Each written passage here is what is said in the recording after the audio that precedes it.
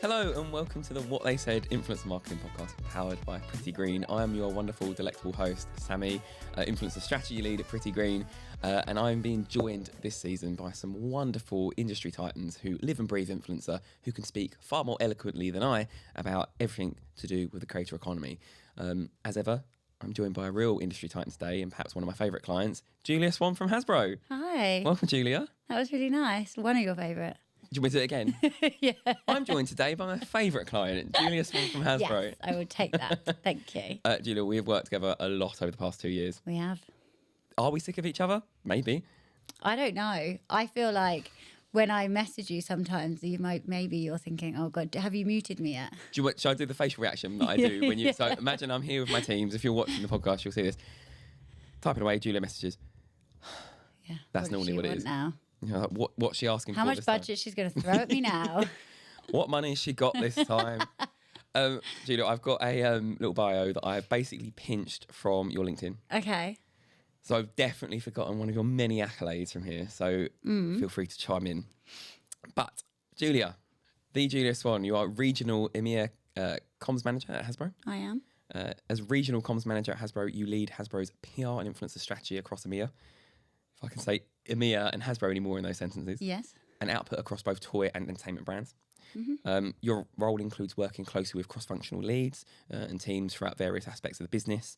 You focus on everything from awareness and brand building down to driving sales and conversions across your work streams, overseeing PR, comms, and influencer as well. You really balance that strategic and tactical mindset across multiple channels, ensuring the delivery of key messages, creative cut-through, and driving commercial results. Wow. Anything you'd add to I'm good. That made me sound shit hot. Yeah. No, I think you covered everything. Obviously, yeah. Started in the UK team, moved to EMEA last year. And that's a bigger role with... It's a bigger role, yeah, bigger scope, different way of working. Lots more influencer. Yes, lots more influencer, and a lot closer to the strategy as well, like aligning with the global team. So, yeah. And I think over the years that we've worked together, it's safe to say that the way Hasbro works with influencers has also shifted, particularly under the UK and EMEA, but more globally as well, you can see. So kind of what I've enjoyed most is seeing the confidence you've built in different platforms as well, because originally it was like YouTube and Instagram, mainly Instagram. And there was a lot of questions around TikTok at the time, I think, from brand safety and those sort of considerations. But how important is influencer now for helping you to connect with consumers? I mean, I think it's very important. Agree, you know, I think when I first started like 9 years ago at a consumer PR agency, and it was all about mummy bloggers. Do you remember mummy bloggers? And then like it's just evolved, I guess. And we're trying to evolve with it. But being a big corporate company, you know, things like TikTok come and there's guidelines, you know, a lot of our brands are targeted at kids. So I think we have to be brand safe. But yeah, you know, influencer is I call it like a lever of marketing. So we have like... I like that. Yeah, so we have like media, we have PR, we have influencer, we have events, whatever else. And I think it's a key lever that we need to be pulling more, especially because as it evolves, as there's different channels we can be working on, you know, the different ways we work with influencers, it's a key part. And I think that there's like a level of education needed, I mean, with brands and companies in terms of how influencers should feed in. I think a lot of the time, I don't know if you find this, I find this, it's like, Depends what you're going to say. It's a bit, you know, sometimes it can be a little bit last minute. There's some budget. We need to do something to keep someone happy. And, you know, of course, it is something that we can activate quickly. Yeah. But I don't think it should be a last thought. It should be part of like the overarching strategy from the get-go. I mean, we always want more timeline, right? We always... Yes. But it happens. And I think that happens less with Hasbro because you've just got it so integrated into what you do now. What you see with brands, like you said, is that those that don't value influencers as like a core part of it is just a secondary consideration. We're like, oh, we better activate some influencers like work stream here. I think a lot of what I've seen with particularly the campaigns you oversee is the real test and learn mindset, where it's if it's TikTok, what's the outputs, what are the KPIs and how we delivering against them? If we didn't, why? Or if we overperformed, why? And it really has helped informed particularly strategy we put forward now around how we approach things. So how important is testing, learning, and taking those considerations forward for brands? Do you think more should be leaning into that? Yeah, I mean, I guess as well, because with influencer, especially at Hasbro, you know, not to go in to think too much about budgets, but often we're doing things with influencers to a smaller budget versus maybe paid media that would be put behind our TVC or MSA that we call it at Hasbro. So like TV ad, brand ad, I don't know what to call it. And it feels like, yeah, we can just do a lot more with smaller budget.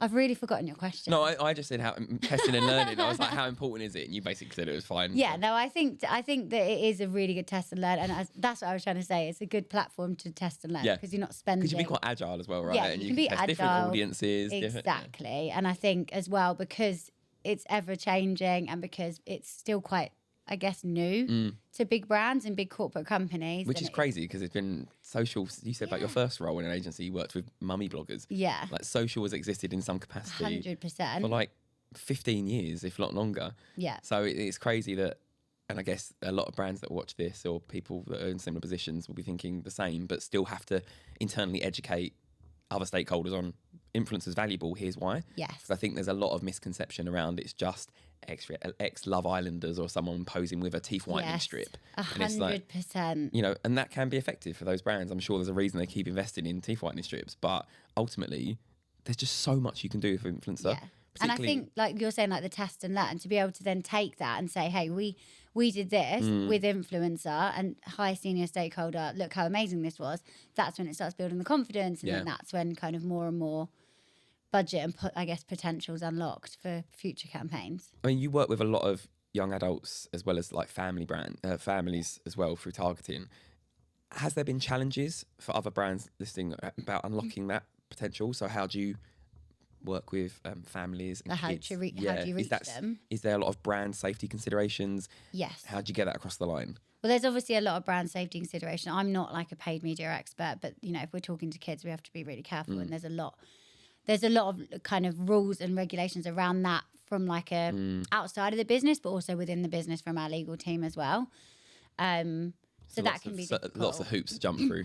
Yeah, and then I think just kind of reaching them in general, like, I don't know if you're going to go, I'm probably going to go into this, but, you know, where you would before put like a TV ad on in like the middle Cartoon of a Network Nickelodeon or something, yeah, it's not the way it works anymore. So I think that's another thing that influencers great for, because it unlocks another chance to be where they are, because let's face it, and where they're spending the most kids time. are on YouTube or they're on TikTok, and that's where we kind of need to grab their attention, whether it's organic or paid on those platforms. You've kind of segued onto my next question. Have Can I say? Yeah. It's like you've seen the questions ahead of time. I have not. Influencers in paid ads. This is obviously something we're doing more of. Yeah. And Hasbro's really leaning into as well. Why does it work? Why do you think influencers in paid ads is effective? For me, I think it's often they break the fourth wall. Yep. Faces people sell to people. It's also more believable. Is that what you're seeing in the results?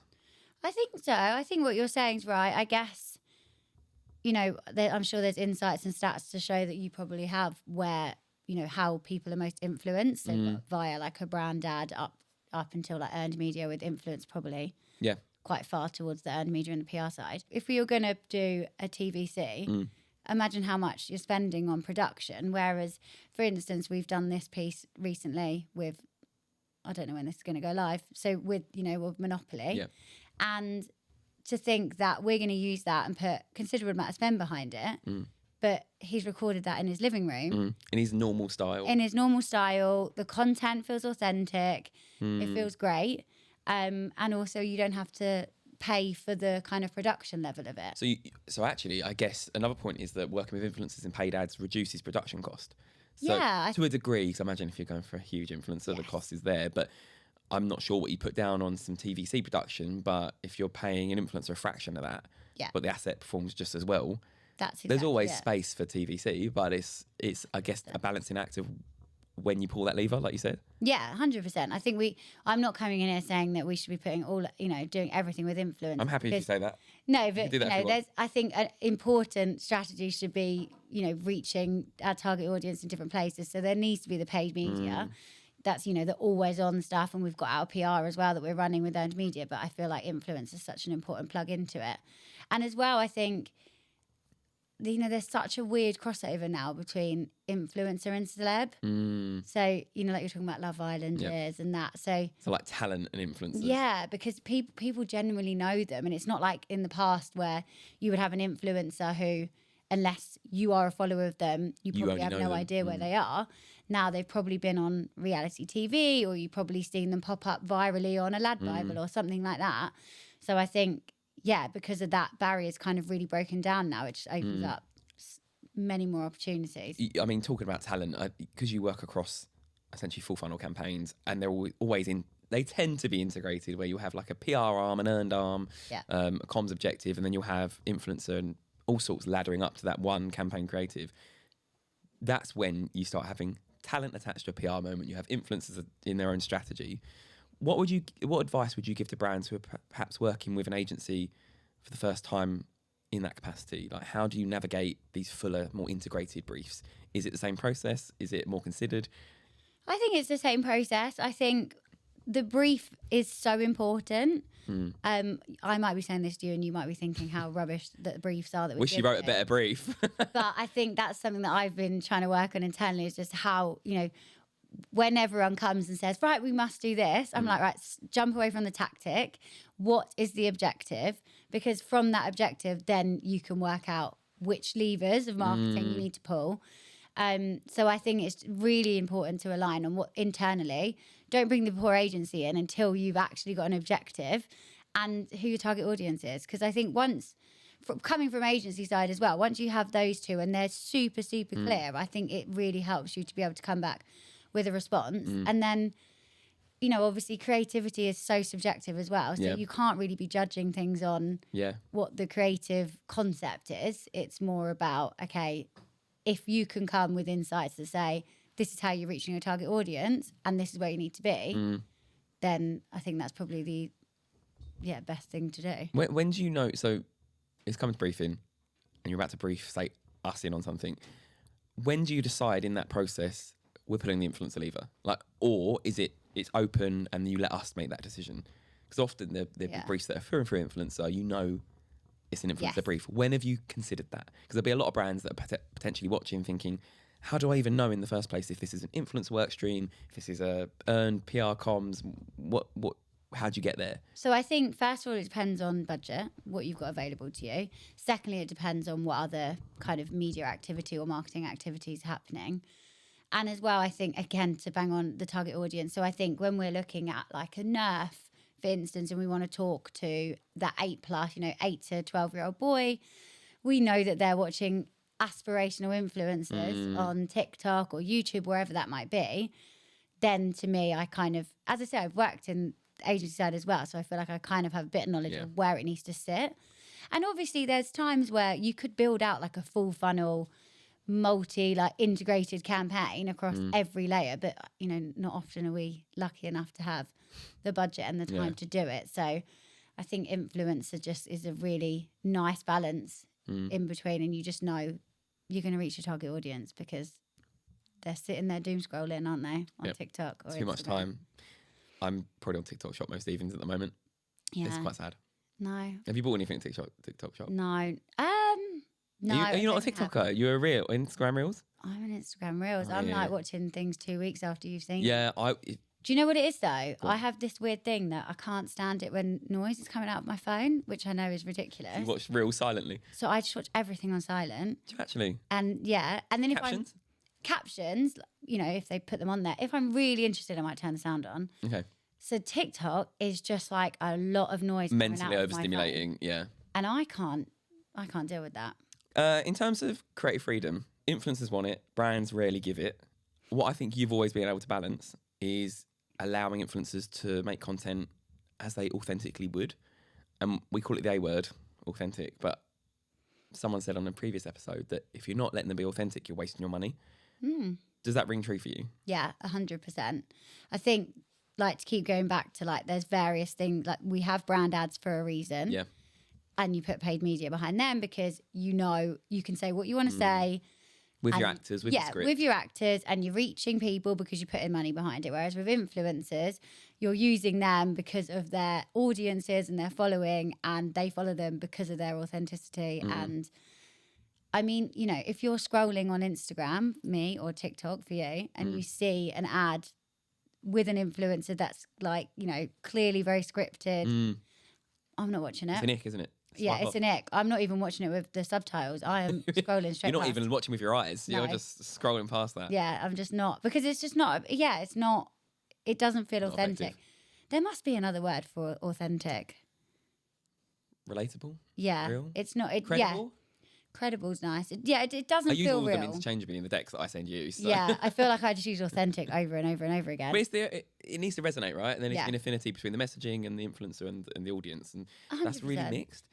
Really missed quite often, like you just said. So I guess there is a real balance to be had between the brand messaging and safeguarding that influencer's tone of voice. Do you think there's been any campaigns that you've done or you've seen from other people that have really gotten this balance right, or great examples of this? You can say all of your work if you want. I would like to bring up Nerf Gelfire Beta Squad. That was a moment. I think, you know, it's not often that you're in a position where you have a brand and an influencer or influencers, content creators, that fit it so perfectly, that fit the brief. So I think, you know, when your guys came back and said, we want to work with Beta Squad, and actually they were keen, but it was like, we have to listen to what works for them. So And they were really involved in the process, weren't they? yeah, 100%. And Can we you were share some more detail on like the collaboration mechanic there, like how they were integral in bringing the creative together? So how it worked was we kind of went to them and said, look, we've got this new Nerf Action Experience location in Manchester. We want to shoot some content to showcase Gelfire. We want it was going to sit on AJ's channel. So AJ and his agent kind of came back and said, look, this hide and seek, what do you want to call it? Like concept that they use normally works really, really well. So we were like, okay. And to be honest, we just worked with them and the production company to like work out a script that, you know, it felt really authentic. And I think when you look through the comments, so when it went live, I literally sat over that weekend watching the views just go up and up and up. I'm seeing what the views are on now. I'm typing away. I want to find out what it's on. 3 million. 3 million, wow. And when you look at the comments, some of the, you know, obviously a lot of them are like, oh, I love you, AJ. But some of them are like... Someone from you. Yeah. No, but some of them, I remember reading one saying like, this is the best kind of branded piece of content that we've seen, because Nerf Gelfire is, you know, it's throughout the whole piece. You can't really watch anything without seeing Gelfire. Was a very dedicated video. Yeah. But what I loved about it is that, so when you work on YouTube, you know this, there's the integrated and dedicated videos. Yeah. So integration, bit of the video is dedicated to the product. The rest is just their usual content. Whereas dedicated is where the whole video is sponsored and dedicated to the brand. And I think there's very few occasions where they land really well. Yeah. And they're a fuller piece of work. But this one was just Perfect. so authentic. Yeah. So seamless. And it just worked. And the comments were like, we obviously look at brand lift when we report on the campaigns view. The comments were around joy and love and like excitement. Yeah. And it was like quite adrenaline packed. Like it was a good piece of content. It was, and it was just Nominated such a for good awards mix. as well? Yeah, it has been nominated for some awards. It was such a good mix because it had like it, you know, really showcased the product, but also it was funny. As you say, it was adrenaline It filled. wasn't in your face, was it? It was just. But it was just like completely and utterly them. And I think what their fans were looking for, which is we wanted to speak to their target audience, which is why we chose to work with them. So yeah, I think that their audience wants them, and you let them be them. And the results, and that will continue to grow for years. That's going to stay on their channel for a long time. I think one other one I wanted to call out, which I thought was a runaway success that we didn't expect, was Cluedo Murder on the Internet. Yeah, you love that. I love that campaign. This time last year, was it? Yeah, do you know what? It came up on my, like, you know, your memories thing on your photos. And Did it? Yeah. I often say Facebook memories. Do you use Facebook? I don't use Facebook. We were talking about this in one of the other episodes with someone else, and we were just like, unless I want to get in touch with mum. I just that's a don't want to text. cringe anymore at the awful statuses I put up when I was younger. Like, Delete that. Cut that negative energy out of your life. no one needed to see that or know that. But on Cluedo Murder on the Internet, which actually came up in your camera roll, not on your Facebook, I'd had conversations in the weeks since that where people say, oh, I saw the Cluedo Murder on the Internet campaign. I was like, that wasn't even the biggest budget campaign. It was just really outlived itself because you let the influencers, for anyone watching, there was like this online murder mystery and the influencers took part in it, some from true crime, others just generally interested in crime content. And it just lived beyond itself. It just went so far. Yeah. And people were bringing up like there was the photo shoot and there was just the energy behind it was just so intriguing.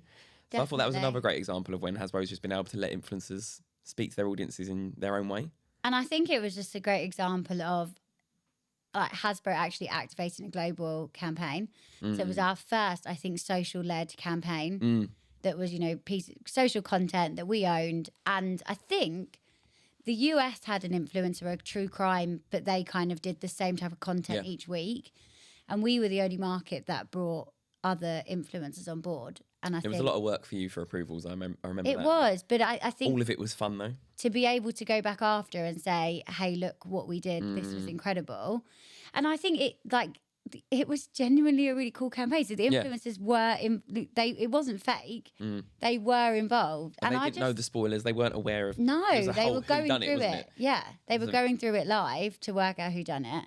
And I just think, I think Cluedo is also a really underrated game, and it's personally my favourite Hasbro product. So, is it? Yeah, I love Cluedo. Really? I thought we'd have you down as Furby. I like Furby, the but I nostalgia love of it Cluedo. I love Cluedo. When was the last time you played Cluedo? About 3 weeks ago at a friend's house. Yeah. I've never played a full game. My boyfriend hates it because he's rubbish at it. That's why. Get better. Yeah. Don't hate the player. Yeah, you have to be on the ball, but very good. Are you a sore winner? No. Depends who I'm with. I don't play Monopoly because I can't. I had a mate that was always a dodgy banker, and I was just pilfering money. Yeah. It says a lot about someone's character. It does, and I think you just have arguments for no reason. Playing Monopoly, it's just makes for some fun Christmases. It's literally a board game. Like we don't need to argue about it. Messaging we steer clear of in all influencer comms. Yeah, this is true. We're like, play the game authentically, but not that authentically. Yeah. Don't hit each other. Keep violence out of the content. I wanted to touch on your experience of cross-platform campaigns or different campaigns activating on a range of platforms. Mm-hmm. When do you decide on the platform? So obviously we've discussed TikTok, we've discussed Reels. When do you know which platform you want to activate on? I just ask you and you tell me. You just trust what I say. No, I think, again, it depends on who we're trying to reach. Depends on the type of product. I think TikTok is really having its moment at Hasbro. Yeah, and every conversation we have, I think someone said, what about TikTok?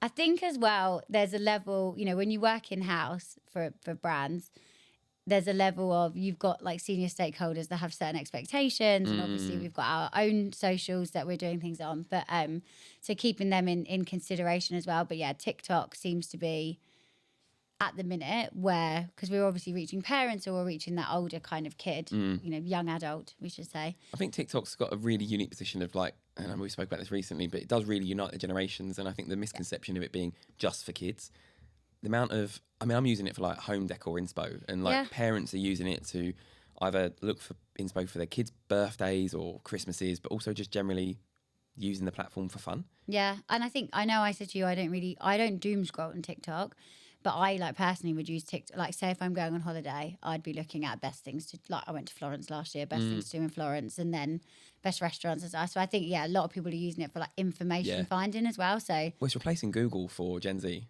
Yeah. Which is terrifying. And I remember you came to me with these stats because I was one of these like 3 years ago. And obviously there was a lot of legalities around TikTok as well, wasn't there, to like get through, because it wasn't in the same space that like the It wasn't as established as Meta, as YouTube and exactly. Google. So I think it took, and I don't think Hasbro are the only brand. I think it took a lot of big corporate companies a while to be there. Well, it's having a moment in the US at the moment, isn't it? Yeah. So it is having a moment in the US. Having a real big moment. Is it going to be banned? Will it be banned? I don't know. Let's hope it's after our campaigns. Exactly. Let's get the coverage first. In the UK, but yeah, I think TikTok's big at the minute. But again, it really depends on what we're looking for. I think sometimes Instagram's a really nice fit for some of our campaigns, and depends on the product, doesn't it? Yeah, and YouTube as well. I think YouTube like had its moment years ago. Instagram came out and everyone was like, forget about YouTube. It's because it was easier. Yeah. And now I think YouTube's kind of coming back again, because I feel like YouTube fans and followers are like they're loyal to YouTube, aren't they? You know, this is what I live for. I want YouTube to be more and more at the forefront of campaigns we do, but it's not always fit for purpose in terms of like driving to sales. Obviously, we can do it organically, but it's not always the right option. But YouTube, like you saw with Beta Squad, is just phenomenal in driving that sort of community. Yeah, Whereas we'll TikTok, less so. often supplement as well, won't we? So we'll have like a long form video on YouTube, and then like with Beta Squad, for instance, they then shared on their Instagram with a swipe up link with a call to action. So it's like the full sort of 360 of the platform. yeah, Do you have a favourite platform at the moment? I think in terms of work, TikTok. Bit of a creator on the side. Not really. No. I couldn't do it. Are you a LinkedIn girly? I post every now and then on LinkedIn if something good happens. I dabble. I dabble. I might tell you actually, my last post on LinkedIn got about 200 likes. Did it? Yeah, and I was What, like, LinkedIn influencer over here. What's going on here? Someone's famous. It was about the Furb trees. Can we talk about the Furb trees? We can, because I'm obsessed. I was honestly that campaign. So towards the end of last year, I think you briefed PrettyGreen on like we need quite a quick turnaround, reactive. Quick turnaround, 3 weeks. Yeah. Yeah. For a Furby stunt. Yes. What was delivered, I think, has been hugely successful, but it depends how you view it, because I think all those little Furby eyes were either nightmare fuel or right up people's streets. Can you explain kind of what the activation was and how that involved like social? So what it was we wanted to jump on the sort of CGI AR trend. I know people calling it AI, and I don't think it is AI. I think it's AR, yeah. Yeah, it's kind AR. of like XR, AR. Yeah, it's like VR. Yeah, CGI, I'm going to call it. So we wanted to jump on that trend that we'd seen, you know, some other brands do really nicely, like North Face with Big Ben and Maybelline with the eyelashes Underground, and the London buses. And so we briefed the team and said, "Hey guys, we've got 3 weeks to turn this around. Can you do it?" And I think, bless the team, I had a call at one point with them, and they had about 40 ideas that we went through, and then we narrowed them down, and it kind of came to light with the Furb trees. So obviously the Furby Christmas trees. It was Paris. So we did one in Paris, we did one in Berlin, and we did one in London. And then these sort of big CGI trees that the stunt was. I mean, were they real? Weren't they real? Yeah. We will never know. It's really cool how it works in terms of like the CGI and how. I mean, we learned a lot, you know, like you can get, you can get stock images, but you get stock footage as well. I mean, what was interesting about that is it worked so well in the UK. It absolutely like smashed KPIs. I think it technically went viral. We did media partnerships. We did and the way we did it as well was to have the media partnerships go live, and then obviously paid against those media partnerships. And then these were sort of the likes of like, Love of Huns and we did some Lad Bible, Great British Memes, and then we went with the earned media afterwards to say like, look what's happened over the weekend. But in France and Germany, it just didn't get the same pickup at all. Interesting. Is that because of Furby's level of love in those? No, absolutely not. Furby is still as popular. I think in France they'd already done a lot of stuff from Furby, so they had a lot of earned media coverage already, and I don't think they did the media partnerships, but in Germany, it just wasn't. Media was just not interested. Really, it wasn't. And Meta took the so they had paid behind it, and Meta stopped it because they because it had no call to action. They thought it was I don't know, like a fraudulent thing or something. Because so it's navigating that as well with the platforms. That's interesting. I mean, it's good that I guess that they pulled it up, but and then the last thing that they had a farmers strike or something happened at Brandenburg Gate on the day that we did the. So they knew that it was a VR stunt. AR stunt. Yeah. So, but no, it was really interesting because, as I say, the UK media and UK consumers just lapped it up. They absolutely loved it. I think there's so much love for Furby. And all these Furby fan sites just came out of the woodwork. Have you got a Furby? I have about 6 Furbies in my house. I still don't have one. I can give you mine. I don't. You can keep it. I haven't actually unboxed any of them. Okay, because I don't want them to talk. I remember I used to have a little black and white one. I called it Patch when I was 5. And I was probably older than that. Probably shouldn't have had a Furby. I was too old. And it kept going off in the night. So I had to put it in the dining room. I locked mine in the cupboard because it kept going off. That is Furby abuse. Yeah, I locked it in the cupboard. I remember it wouldn't stop talking. Now, our new ones, you can actually send them to sleep. You have to like do something. Into like a wellness meditative state, isn't it? Yes, like meditating, yes. So it's kind of, you've said you've been obviously agency side in the past.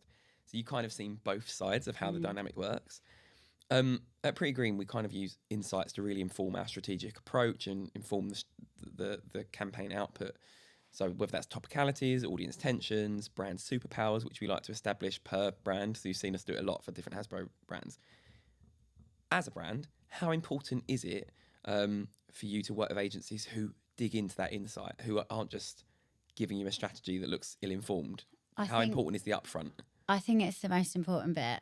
You always say this. Yeah, because we said this, I said this earlier as well, like creativity is subjective.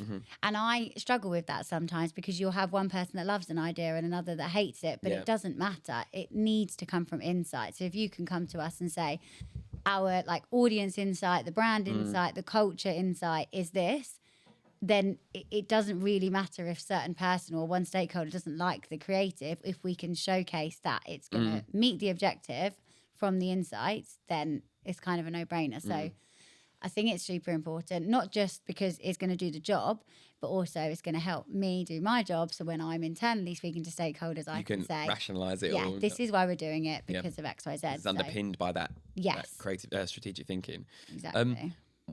If there's someone listening that is perhaps a smaller brand and they're thinking about bringing on an agency, do you have any advice for them? How like best sort of ways of working, or how important is chemistry? Obviously, we can't stand one another, but that doesn't matter because the content's great.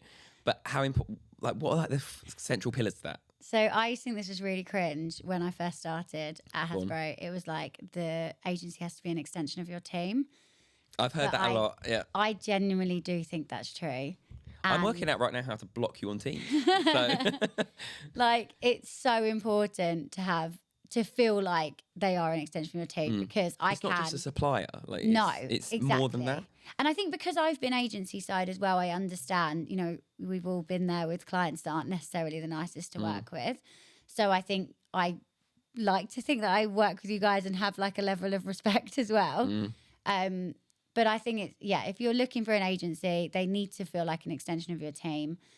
You need to feel like you can reach out to them for advice because we don't all know everything. And, you know, we were joking around earlier about our briefs and stuff. But yeah, you know, we're putting briefs together and sometimes it's a case of like, I don't actually know, let me just pick up the phone or send you a note on Teams and just have an honest conversation to say, here's what I'm being asked of internally. How can you help me? And I think, just working together in that way. Because I think a lot of the time we don't have a lot of lead time. I mean, maybe you said we're not the worst. I just need 6 weeks, but yeah, you often give me that, so that's fine. But when we can then say, okay, well, we can work together. I don't need you to pull together a massive deck with 50 slides. We can just jump on a call and you can run through everything like that. I think it's just ways of working and just being more collaborative, but also making it like you're like one team. Yeah. As opposed to just an agency client.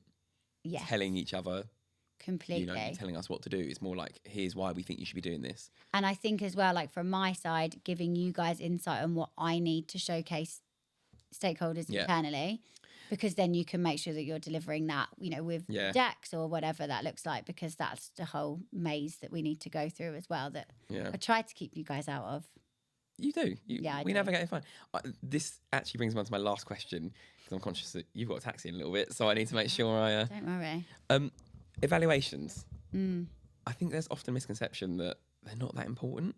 I think they're probably the most important part, partly because I do them. But it is important to reflect on the campaign successes. So particularly in a larger corporation like Hasbro, where you can then say at a glance, this is what worked, this is what didn't. Here's the award-winning campaign number 3, you know. What metrics are important to you as a brand? Obviously, we can report on awareness, consideration, conversion, brand lift, but what excites people? So I think for me, being in the level of detail, I don't really care about things like reach and opportunities to see, unless that was our objective, to like get eyeballs. Yeah, crazy eyeballs on it. But I think to the wider business, to a senior stakeholder to say, or senior management to say, oh, we got 2 billion reach. They want to put that in presentations. And I think, it works as well when we're speaking to customers, retailers or partners to have those types of stats. But from my point of view, it's definitely more deeper dive in terms of, or it depends on on what the objective is, but in terms of engagement or like comment sentiment and things like that we can really read into. Yeah. So it's not just CPMs, it's not just CPCs, CPAs, we've spoken quite a lot about brand lift in the past. So it's looking at comment sentiment, it's looking at what the intention was behind the comments and how it made people feel. Exactly. So I guess the impact, particularly for a brand that is, for Hasbro looking after family brands that want kids and parents to feel great, they want families to play games together and feel something, that's really important. Yeah. And I think, we've had briefs before where it's more around like brand affinity and stuff like that and driving those types of conversations. So I think to measure that, if you guys were to come back and say, oh yeah, but we got 1 million reach, doesn't really matter, does it?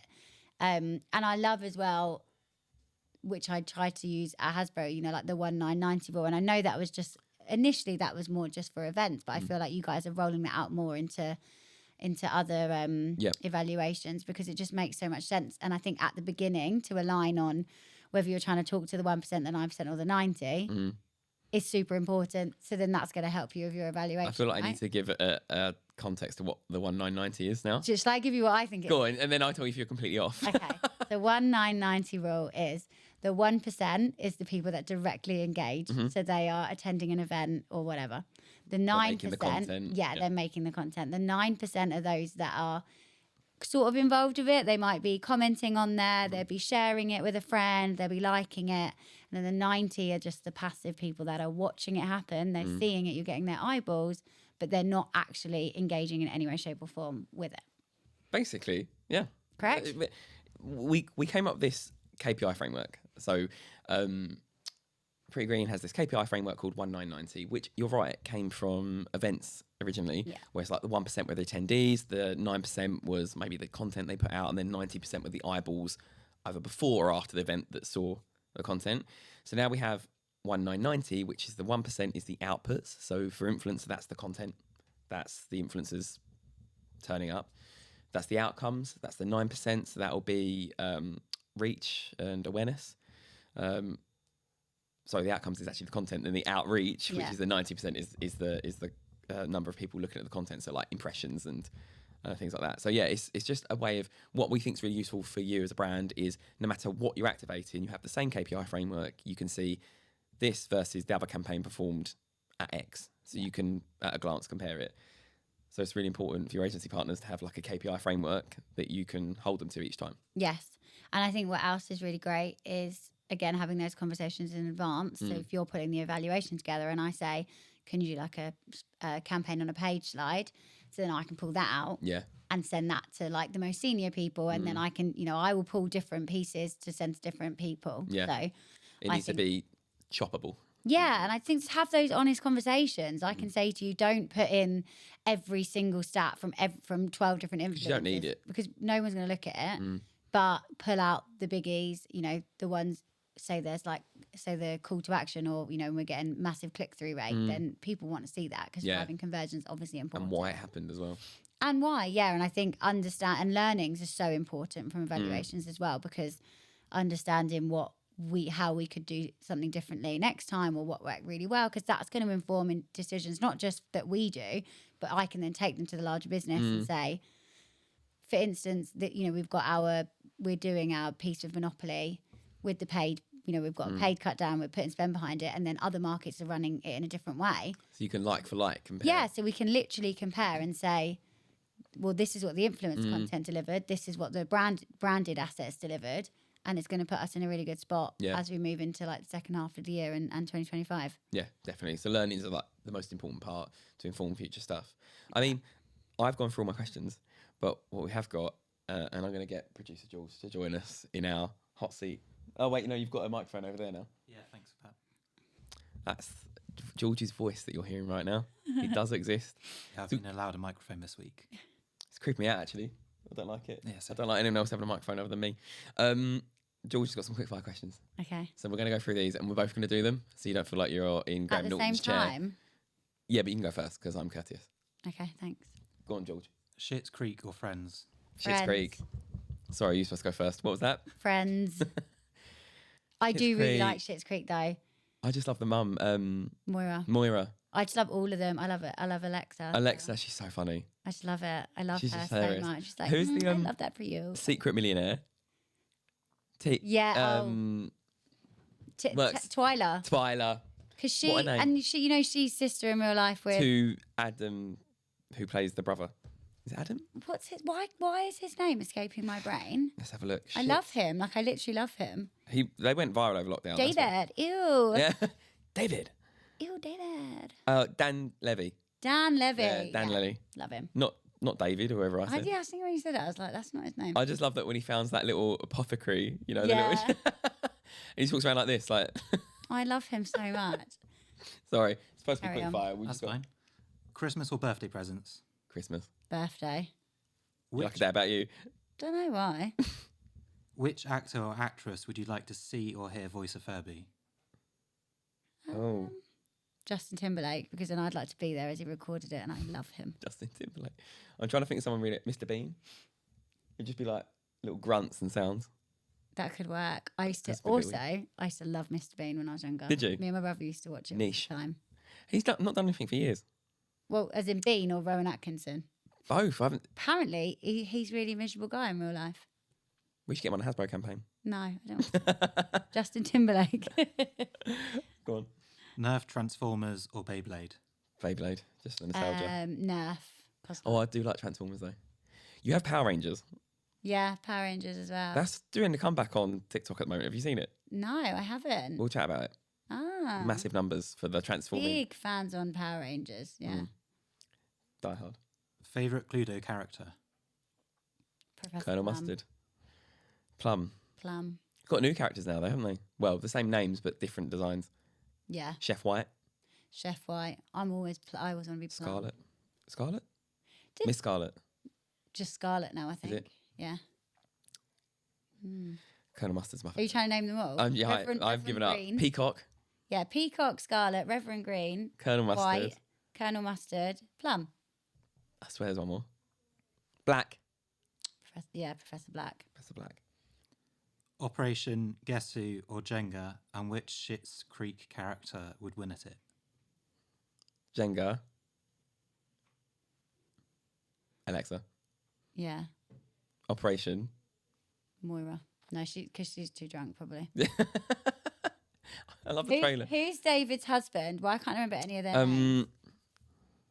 I want to say like Pete or something. No. He's got like very I love light vanilla him. name. I love him when he sings Simply the Best.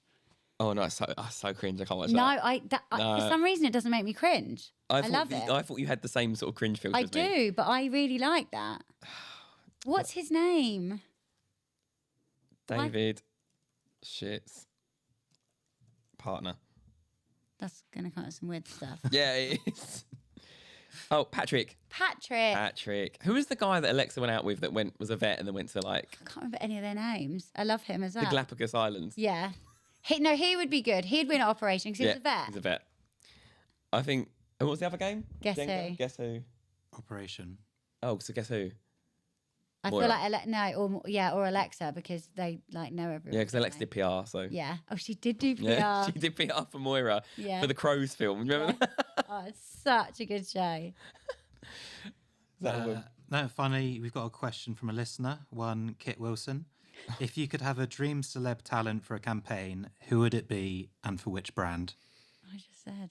You just said Justin Timberlake. Am I just being selfish because I want to meet them, though, or is this actually because You can say someone else. I'd get Billie Eilish. Really? For which brand? She'd be great on Furby. Yeah. She could do like a Furby coat. Yeah. Take that. If you use that, I want kickbacks. Okay, I'm going to go with my other favourite celebrity, Lewis Hamilton, on Monopoly, because I feel like on like a Monopoly Maybe knockout or something. Have a little There should be sports car. Yeah. There should be a Formula One Monopoly. Oh my God, I would We're PR onto something. the shit out of that. Yeah.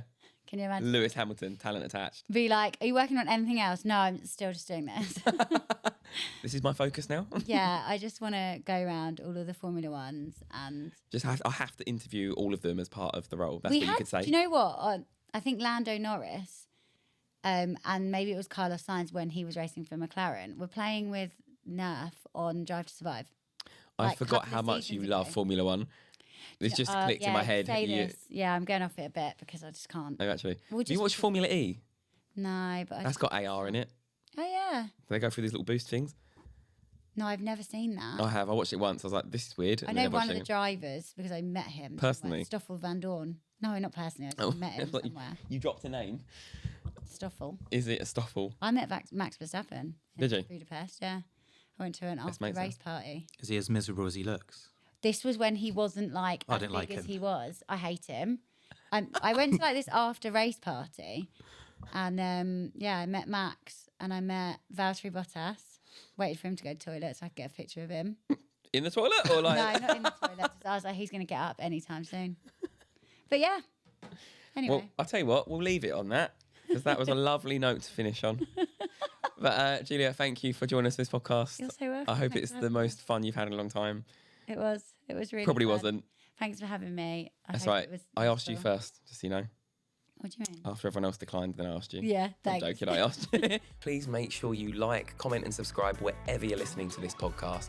Please get involved in the comments and make sure you give us a review. It really helps. You can catch us on all your favourite podcasting platforms, Spotify, Apple Podcasts. You can't escape us. And make sure you stay up to date on LinkedIn. And I'll see you next time.